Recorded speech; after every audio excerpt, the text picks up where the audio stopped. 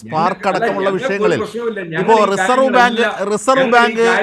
Reserve bank അവർ നൽകുന്ന സേവനത്തെ സംബന്ധിച്ച് അറിയിപ്പുകളായി നമ്മുടെ വാട്സപ്പുകളിലെത്തും.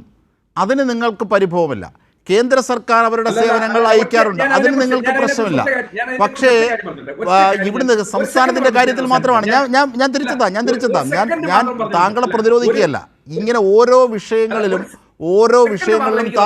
താങ്കൾ മുമ്പോട്ട് വെച്ചത്, ഇപ്പോൾ ഭൂപരിഷ്കരണം നടപ്പാക്കിയത് പട്ടം താണുപിള്ളയുടെ സർക്കാരാണ് എന്നതടക്കമുള്ള താങ്കൾ പറഞ്ഞ വസ്തുതാപരമായ കാര്യങ്ങൾ ഇങ്ങനെ അപനിർമ്മിതിയുടെ കാര്യങ്ങളിലേക്കല്ല.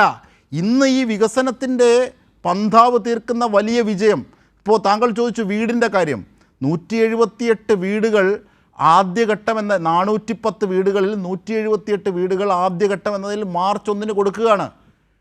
എവിടെയാണ്? മുണ്ടക്കൈ ചൂരൽമലയിൽ. ഈ മഴക്കാലത്തിന് മുമ്പ് 377 വീടുകൾ പൂർത്തീകരിക്കുകയാണ്. അതിനുശേഷം 410 വീടുകൾ. ഇങ്ങനെ അവർ ഘട്ടം ഘട്ടമായി അത് പ്രാവർത്തികമാക്കി മുമ്പോട്ട് പോവുകയാണ്. ആ സ്റ്റാർ ഫെസിലിറ്റീസ് ടി സിദ്ദീഖിനോട് ചോദിച്ചാൽ മതി, പോയി കണ്ടു ടി സിദ്ദീഖ്.